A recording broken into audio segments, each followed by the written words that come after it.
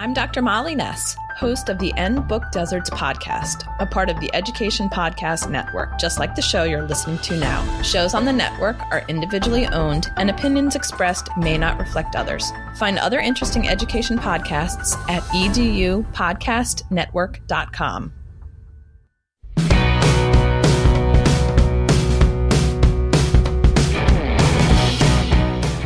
Welcome to episode 107 of the Google Teacher Podcast, your source for the latest Google for Education news, tips, tricks, and ideas you can use in class tomorrow.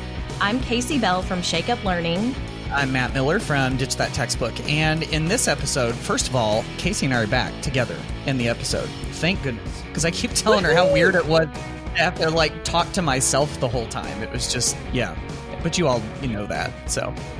Anyway, we're super excited to be back together again. And in this episode, we're going to be talking about the ISTE standards. We're going to do sort of a 30,000-foot flyover of what the ISTE student standards look like, which are, in my opinion, just like a wealth of ideas of things that you can bring into your classroom. So we're going to touch on all of those. Of course, we've got Google News and updates to share with you. We've got some feedback from our listeners, and we got a couple of blog posts to share with you. So, Kasey, shall we get started? Let's do this.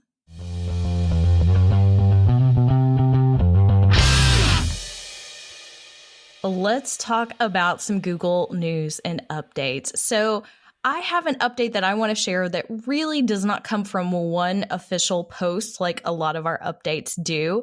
But because it is probably a topic that is at top of mind right now for you and other teachers who use Google Classroom. So our new interface has begun rolling out. Some of you may see it. Some of you may still be waiting just a little bit, but I believe most people should see it by now. And I told Matt, I'm flying by the seat of my pants. I have not really done anything but looked at the first little screen.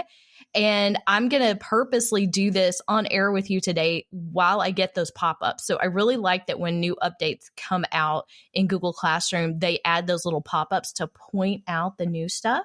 Mainly what you're going to see is on the classwork page. It looks just a little bit different, but I think you'll find that most stuff is very similar. So if you click on Create and you go to Assignment, so you'll see a big window pop up where you add all of that usual information. It just happens to be in a few new places. So the pop-up is telling me add or create materials. So we have that little paper clip to add attachments. And then we also have the create button right there inside the assignment. So you can create a template or a document or a choice board or whatever on the fly right here instead of having to do it separately. Of course, we've got the title, we've got the instructions, and then over to the right-hand side, you'll see a sidebar for some other things. So you'll see the drop-down for, which I'm thinking is the categories. I should have done this in a different account. I don't really use Google Classroom in this account, so things are brand spanking new. It's not really set up. You can choose the students like we talked about before where you select, one or a group, or if you're assigning it to everyone. The point scale is there if you're going to put the point scale, and you can add the ungraded option that's in the dropdown, the due date, and the topic. No, so that wasn't topics. That was for the grade book, I think. Yes, the grade book at the top. See, I told you I'm learning this as we go. And then the new thing where we can add the rubric. So that little plus sign to be able to add the rubric that that we mentioned a couple weeks ago, I think, in one of our announcements. But I did include a link in the show notes to a post from our good friend Alice Keeler, who kind of walks through some of these new things. And of course, Alice likes to put her own spin on it. She's reminding us all that change is good. Embrace the change. You'll learn something new. Figure it out. Click on stuff. Don't be afraid. So just jump in there, check it out. Let us know what you think. I love when Alice does that. She kind of editorializes a little bit, reminds us of the finer things in life. So a little bit. Yeah. You're so funny. Yeah, exactly. So good stuff. We will all be better in the end, thanks to this interface, hopefully. So the next one we've got comes from Google Earth. And this one kind of touches on something that has been around for a while, I guess, that I didn't totally realize was here. And it's this thing called Earth View.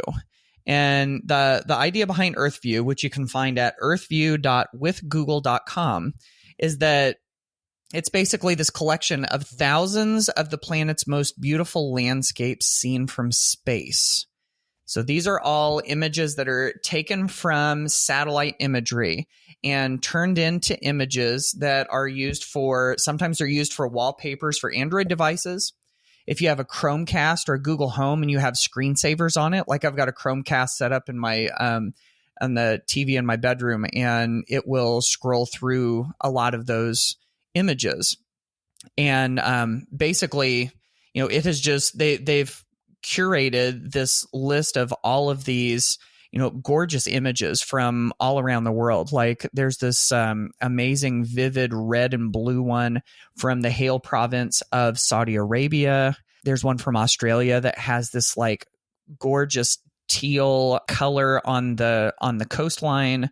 There's a spot from Venezuela with like a fishing boat out in this, kind of like aquamarine colored water. They take all these images and they pull them in super high resolution. So the reason this is newsworthy is that they have just dumped 1,000 new images into this collection.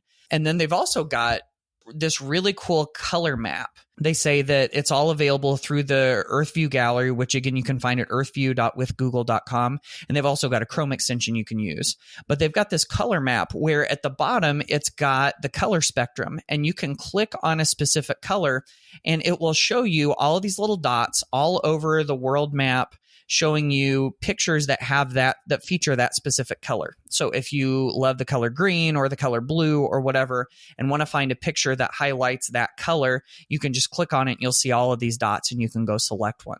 Really, really pretty cool stuff. This is something that's been around for a little while, but it's got a little bit of an update, and it is just kind of amazing to see how gorgeous our world is, especially from space, almost like from 30,000 feet, like you're flying over it in an airplane. I'm sure there are connections with this to the classroom in some ways. Gorgeous. These pictures are amazing. You could just stare at them, I feel like, for hours. But I did think of something. So the writing teacher in me says writing prompts. Some of these pictures, depending on how far away you are, you can't necessarily see exactly what it is. So from far away, sometimes things look like art. Sometimes things look super organized that we feel are much more chaotic when you get down on the street view. But being able to use these for writing prompts to inspire some creativity in your classroom. And guess what, y'all? That's an ISTE standard too. Woo! Boom, we already hit it. Wow. We're on a roll today. We got a lot of stuff to share. The next update that I want to share is just short and sweet, but for those of you who have iOS devices. So if you have iPhones or iPads in your classrooms or in your own pockets, you may be interested to know that they have added some helpful shortcuts for some of the Google apps that we use on our iOS devices. And a lot of these are Siri shortcuts. So you can actually set up a Siri shortcut to search with Google, because, oh my gosh, it drives me crazy when Siri searches anything else.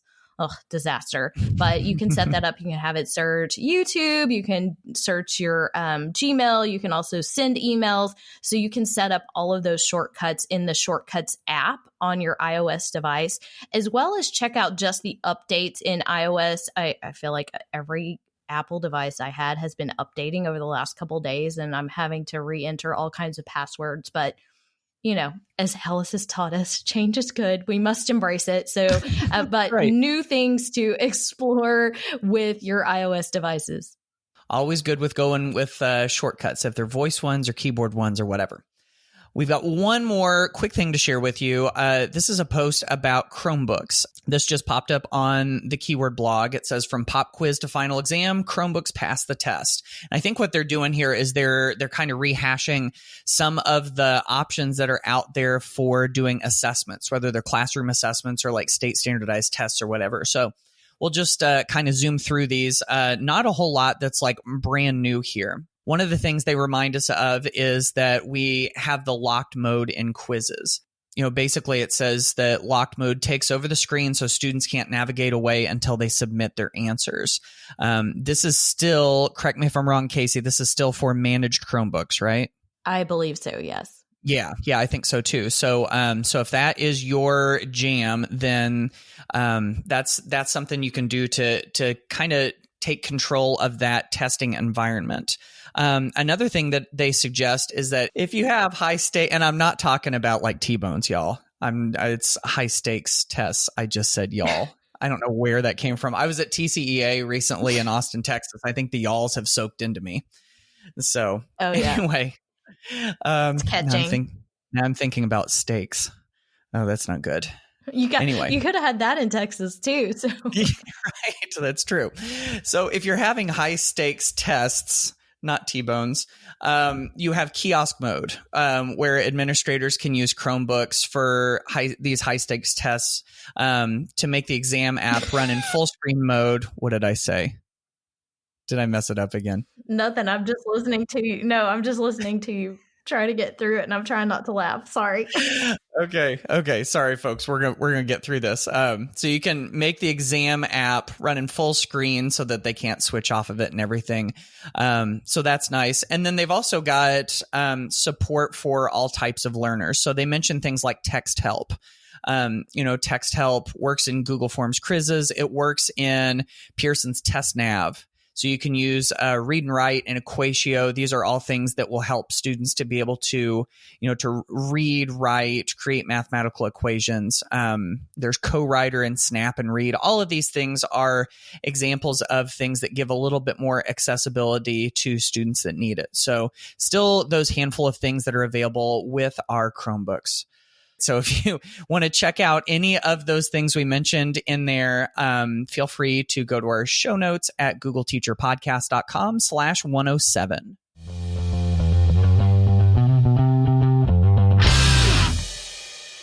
All right, folks, today we are going to be diving into the ISTE student standards. And if you're not familiar with these standards, I see these less as something that you're bound to do, that you have to do, that it's like, a drag and it's constricting. I see these more as a great source of ideas. So we've basically got these 7 different areas that, encourage different kinds of learning within our classroom that fits in really well with technology. And they can really be used in powerful ways, I think, to guide our instruction and to guide student learning. Totally agree. And we're not really just unpacking standards today. That's not really how we roll. Right. But we do like to share how Google tools can help support these ideas. And I feel like once you dig into these standards, first of all, it is our duty to make sure everybody's aware that these exist, whether they're required or tested. They are, like Matt said, great inspiration to make sure that we are integrating technology meaningfully in the classroom. So I refer to these often. I know Matt refers to these often.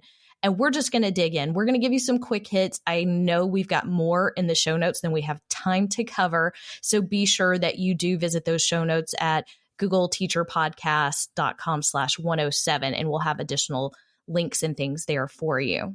Yes, absolutely. So we're just going to jump right into these. If you haven't been through them very much, you'll get to sort of the overview of what they're about. And if you have been into them before, this is, kind of a good reminder. And as we talk about them, it might spark some ideas that you can use too. So the first one I wanted to talk about was the knowledge constructor one. So knowledge constructor is this: students critically curate a variety of resources using digital tools to construct knowledge, produce creative artifacts, and make meaningful learning experiences for themselves and others. And when I see this, I'm seeing critically curate a variety of resources, of course, using digital tools. And I think that when it comes to curation, basically, curation is kind of like what they do in an art gallery or a museum. They pick the best things and they put them into a collection, and then they talk about why they were chosen and what the collection stands for. And I really think that with this is going to become an increasingly important skill as we go into the future, because we know The internet is a behemoth. It's enormous and it's not getting any smaller. And the idea is not to find all of the resources that we can. The idea is to find the best resources and the most useful ones so that we don't end up wasting our time. And so developing that curation skill set can be really, really, really helpful for students. There's a variety of things that we can do with that. For instance, I'm a big proponent of doing Wakelet collections. If you're not familiar with Wakelet, Wakelet, technically is not a Google tool, but they do have a Chrome extension that integrates really, really nicely with lots of the Google tools. And you can embed Wakelets in Google Sites. So they do play together very nicely. But Wakelet is a place where you can make a collection of images, text, files, social media posts, just a variety of things. And so it's a really good place to pull in, different items that students have been learning and talk about why they fit in the list. You've also got the ability to create YouTube playlists, and those can even be done collaboratively. So having students work together on those to create a collaborative set of YouTube videos that are instructional videos or supporting what we're learning can be really good. And then, of course, Google Slides, Kasey and I do love Google Slides. There's an awful lot that we can use to slides, create. Matt. What are you talking about?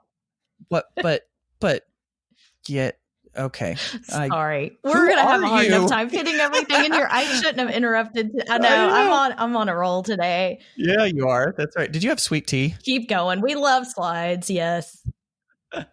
Yeah. So lots of options for creating, curating. We've got some links to some resources on that in the show notes as well. So Knowledge Constructor, critically curating a variety of resources. Okay, I'm going to move over to my favorite one. So I talk about Empowered Learner probably the most out of all of the ISTE strands. I feel like, to me, this one hits on some missing pieces in our learning. So essentially, it's defined as students leverage technology to take an active role in choosing, achieving, and demonstrating competency in their learning goals, informed by the learning sciences. What does that mean? So what I love is that we are talking about goals, goal setting more specifically. And I feel like that's something we don't give students enough opportunity to do in the classroom. And I mean, truly asking them not only what are their goals for your classroom and what they're learning there, but what else do they want to learn? If they had the opportunity to learn anything, what would they want to learn? This is going to build relationships with your kiddos. There are lots of Google tools that will support this. So whether this is happening in a discussion level, or maybe you're asking this in a Google Forms survey, or even using things like Google Keep to do goal setting, throw it into a Google Doc. You can do goal setting anywhere. So I really hope that a lot of teachers will consider this, because this keeps us reflecting on our learning. We revisit these goals. We talk about what we've accomplished, how many steps we have to get there. So Empowered Learner, for me, when I saw this one, having learning goals articulated, I feel like is really important in this. And the other side of this is to help students choose and achieve, right? They're demonstrating their competencies. So student choice is the other huge piece of this for me. And if you've listened to anything I've shared over the years, you'll know that I'm a huge fan of student choice boards. Genius Hour empowers students in a lot of ways. It incorporates pretty much everything we were already talking about, but there are so many different ways that we can use these Google tools to support and empower the learners in our classrooms. So I do have an old blog post specifically on using Google tools for the Empowered Learner strand too. So that will be in our show notes if you're interested. It's not an old blog post. It's just a well-aged blog post. Right? Gets better with time, especially when it's Google, right? Just to let everybody know before you start knocking me because it's out of date. No. Okay. So nobody Kasey ever does that. No, of course not. Kasey got to talk about her favorite one, so now I get to talk about my favorite one. Although there's another one up here that I think both of us love very dearly. Kasey's going to talk about that one, but the one that I'm going to touch on is the Global Collaborator one. This one has had such an impact on my own students in my own classroom. So this one says, students use digital tools to broaden their perspectives and enrich their learning by collaborating with others and working effectively in teams locally and globally. So lots and lots of collaboration. So what I'm seeing here is that they're broadening their perspectives and enriching their learning through collaboration, through working together. I saw so much in this whenever I started connecting my classes. Remember, I taught high school Spanish with other classes in different states and different countries.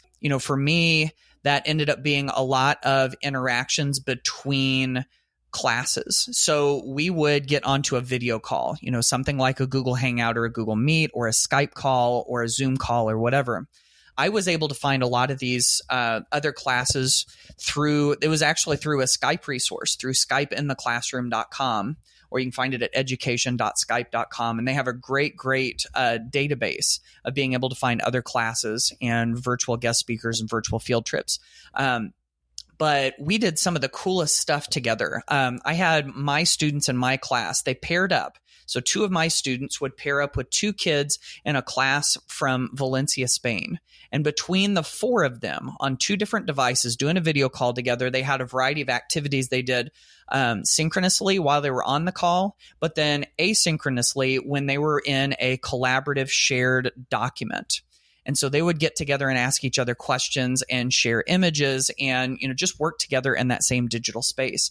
And I know my students from, West Central Indiana, not very culturally diverse, many of them not having traveled very far. It really did a lot to broaden their perspectives, like it says in this standard. And, a lot of it was just, me not having ever done any of that stuff and deciding I was going to try it with my students and we were going to learn together. And so that one has had an enormous impact. And I think the ability to broaden your global perspective is so important because the world, continues to be more and more of a globally connected place. And so I think anything we can do there is just icing on the cake. And I think it's important to note, too, that there's a lot of overlap between these standards, that looking at them as silos and the different strategies that we're talking about, I'm already saying, but this one also fits with this standard. So we can cover multiple standards with one activity. But I just wanted to point that out because I feel like sometimes we tend to break things down and unpack them individually, but they do work well together. And in fact, they really work well with the 4 C's. This is everywhere. So another powerful superfood of learning is the 4 C's that I refer to often in everything that I do. So I'm going to hit the one that Matt was referring to, and we're going to hit creative communicator. So students communicate clearly and express themselves creatively for a variety of purposes, using the platform's tools, styles, formats, and digital media appropriate to their goals. There's that tie back to the goals again. And creative communicator, I feel like, is something we have shared a lot here on the tribe as well, and something as a language arts minded teacher that I naturally think of different types of media for communication. So we've got a lot of different ideas to share with you and some links back to some resources. But Matt and I both talk about comic strips and storytelling in a lot of different ways. But Google Drawings or Google Slides make the perfect companion for creating things like comic strips and getting students to tell their stories and create and to be concise. Remember, a comic strip is almost like a burst of a shortened version of a story. And oftentimes it can change the tone and mood of a story, putting it into a comic strip as well. Now, we also have the option to have students communicate through ePortfolios, and we love using Google Sites for ePortfolios. Mike Muhammad has shared a lot of resources with me, has a guest post on how he uses ePortfolios with his high school physics classrooms. There are many ways to get students sharing their learning and putting this out there for the world, which we're now connecting back to Global Collaborator, and being able to create in different ways. So y'all know I've shared several times the magnetic poetry templates that I've created over the years. And same thing, when you're forced to use a shortened amount of vocabulary to tell something, to explain something, to be a creative poem or however you're using it, it definitely can kick things up a notch. So just keeping that in mind, that all of these things are at our fingertips. And I feel like most of the productivity suite in G Suite allows us to creatively communicate if we just move past that substitution level. Kasey and I do love our creative communication. I want to move right along to the next one, which is the Computational Thinker, which is kind of outside of my, comfort zone, so to speak, being a language teacher, but I think it's super important, and I think all of us can do it. So here's what Computational Thinker says. Students develop and employ strategies for understanding and solving problems in ways that leverage the power of technological methods to develop and test solutions. So we're understanding and solving problems in ways that basically harness technology. And so I'm seeing all sorts of, computational thinking is at the heart of coding and computer science and all of that stuff. And, computational thinking doesn't necessarily need to be taught through the lens of coding and computer science. A lot of the basic fundamental features of computational thinking are the kinds of things that we use every single day. For instance, how about if-then conditional logic? If-then, if this, then that. We see this a lot in Google Forms, for instance. If you set up a Google form and you have multiple choices, and if someone chooses one option, they can be sent to a completely different place than if they choose another option. That's if-then logic. That's conditional logic, which is a part of computational thinking. This is the set, the toolbox of skills that computer scientists and computational thinkers use. Another one that uses that same conditional logic is, choose your own adventure stories or choice stories or whatever you want to call them. You can set those up in Google Slides, and whenever someone clicks on a link, it can send them to a different slide based on the different answers. And of course, there's so many other resources that play into this too. We've got Made with Code, CS First, Teachable Machine, even, project-based learning totally plays into this too. And of course, we've got lots of links to different resources if you want to dig deep into that. Moving on to a strand I feel like we hit very well back in episode 105. So I won't spend a lot of time repeating what we covered in 105, but we're talking about digital citizenship. So students recognize the rights, responsibilities, and opportunities of living, learning, and working in an interconnected digital world, and they act and model in ways that are safe, legal, and ethical. Ooh, that's a lot in a sentence. And when we think about what things are happening behind the scenes with some of our students, this could not be more important. So back in episode 105, we hit on the Be Internet Awesome program, the curriculum from Google. We also hit on the digital citizenship training for teachers that's free and available there. I'm going to hit on a couple of other things. Number one, citing sources in Google Docs. So there is a way to insert footnote citations. If you didn't know, this is built into Google Docs. Yes, I realize everybody doesn't like the footnote version, but bear with me. It's better than what we have. It's better than what my sixth graders could do. So I remember teaching citations and it was a thorn in my side. So being able to have this at our fingertips, and of course, there's lots of other tools out there, but this one happens to be built into Google Docs. Searching for images and teaching students how to search for the images that they have the rights to use, not just doing an open Google search, teaching students how to do proper searches, how to use keywords. What's the difference? How do we find those answers? There are a lot of different options out there, but I want to be sure that we are making sure, that these skills are embedded in what we're doing. They are very important. And even though they may not show up on every standardized test in the world, to prepare them to be citizens in this 21st century, it is critical that we begin to embed digital citizenship into everything that we do. Yeah, it really has to do with, the entire well-being of the student, because if that side of their life starts to go downhill, it really affects everything. And so, if we want them to selfishly for our class to be at their best so that they can do well in our class. But even more broadly for them to be at their best in general, this has got to be a part of it. Last one. This one is the Innovative Designer Standard. And here's what this one says for Innovative Designer. Students use a variety of technologies within a design process to identify and solve problems by creating new, useful, or imaginative solutions. So the two things that speak to me out of that are design process and solutions. And when I see design process, of course, this makes me think of design thinking, that cycle of empathizing with the people that we want to serve, brainstorming lots of possibilities, taking one, testing it out, iterating, and then finalizing our project. And you see lots and lots of educators talking about design thinking and how it plays into the classroom.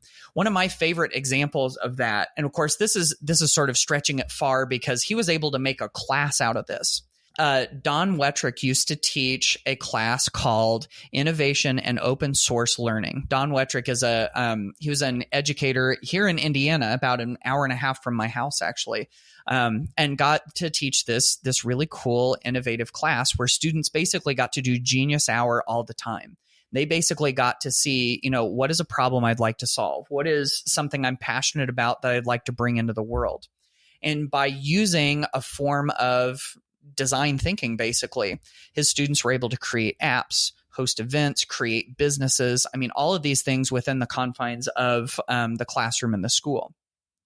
Now, of course, within a more traditional classroom, this is even possible too, because once we've learned something, once we've done something in class, if it can benefit others or if it can help us to solve problems, create solutions, then we can use this design thinking process to support all of that as well. So Innovative Designer, that one goes along with Computational Thinker, Creative Communicator, Global Collaborator, Knowledge Constructor, Digital Citizen, Empowered Learner. Folks, these are the ISTE student standards. And so, of course, we've got links to all of these standards and lots of things you can do with them. If you want to do a deep dive on any of this, please head over to our show notes at googleteacherpodcast.com/107.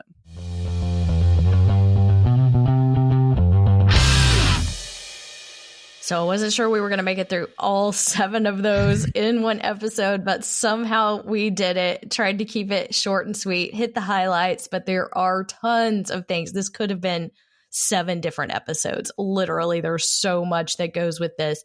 So we hope that this is bringing the idea of the ISTE standards to the forefront. I'm going to jump into the blogosphere here. Does anybody still call it that? The blogosphere. We do. So I have a post I want to, we do. I want to share with you a post in a new podcast episode from the Shake Up Learning show that I did that's all about the accessibility tools that are built into Google so that we can reach all learners in our classroom. So I took a deep dive into what's out there, talking about some things that you may or may not know are available and ready, whether it is accommodations or just helping us reach the different types of learners that we have in our classroom. So lots of different things in terms of helping students who may not be able to manipulate a mouse, contrasting colors, getting our hands into the voice typing in Google Docs, the speech to text that's available in other places and on Chromebooks and other devices, as well as text to speech, giving us that dictation option, but lots of different things that were explored. And so you can choose to read it or listen to the podcast version if you want to. That is available on the Shake Up Learning blog. I also wanted to share a resource that we've got available on the Ditch That Textbook blog all the time, and it is our video library. On our YouTube channel, we've been, publishing videos out to this thing for years and years and years now, and we've pulled everything together into a handful of helpful playlists. And it's kind of like an option to upgrade your tech skills Netflix style. Think of those Netflix binges or being able to go and search for exactly what you want. So we've got Google how-to videos, teaching ideas, digital tools, tips, and tricks. There's even a handful of the presentations, some video of presentations that I've done in the past that you can go walk through. So all of those are available. We've got a link to that as well in our show notes at googleteacherpodcast.com/107.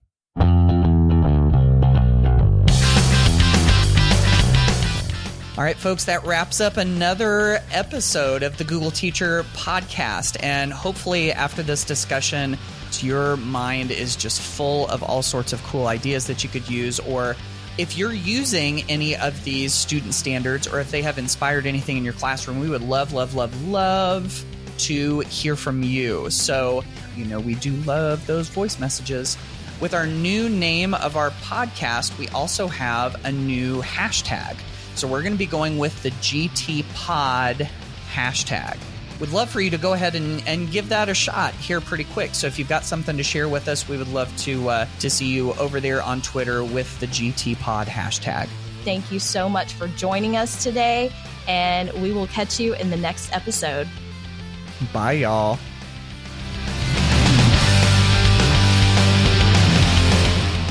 Thanks for listening to the Google Teacher Podcast.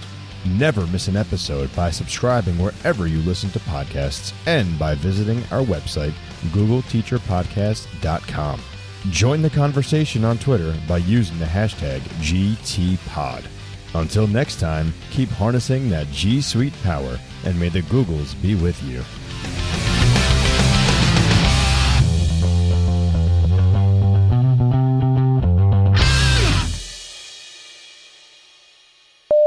Okay.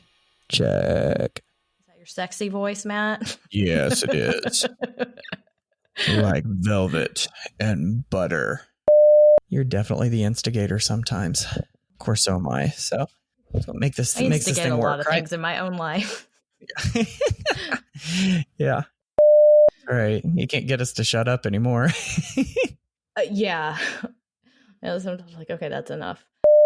Wait until you turn on the butter. Right. Yeah, that's right. Hello there to all you out in Radio Land. Welcome to the Google Teacher Podcast. Yeah, my name is Jimmy Matt Smooth. I'm here for you all night with a nice selection of jazz that will electrify your soul. Yeah.